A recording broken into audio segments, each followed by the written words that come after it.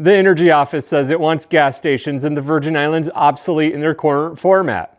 But with WAPA keeping the lights off as often as on, how do you replace gas stations with electricity? Good day from the Virgin Islands. I'm Brian Loudon, and this is a VI Update.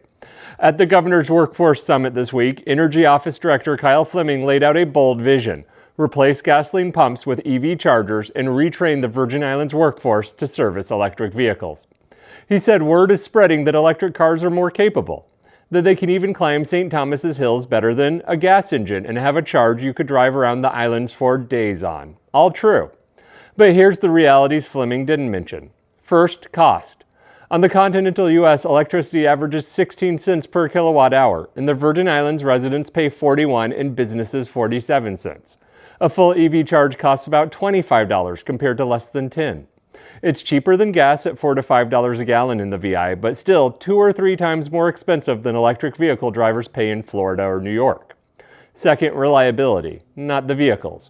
WAPA is already struggling with constant feeder outages. A car that charges overnight only works if the power's on. Supporters point at long-troubled and ongoing renewable power solutions like the new generator, solar, and grid battery system. Until renewable projects reach serviceable uptime and make a significant improvement to grid stability, every EV in the Virgin Islands depends on the same system that prevents large-scale economic investment: a broken power system that can't even keep people's fridges reliably cold. Third is infrastructure. Right now, public charging stations in the territory can be counted on one hand. The Energy Office has plans for more, including Level 3 fast chargers through a grant deal with Metro Motors, but most are still in procurement or pilot stages. The momentum here is good, but adaptation to electric vehicles holds little interest to many until the infrastructure is in place and visible.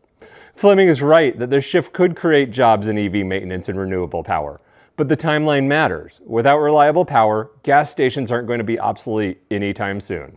Here's the question for the comments. Do you see EVs as a solution to the Virgin Islands today?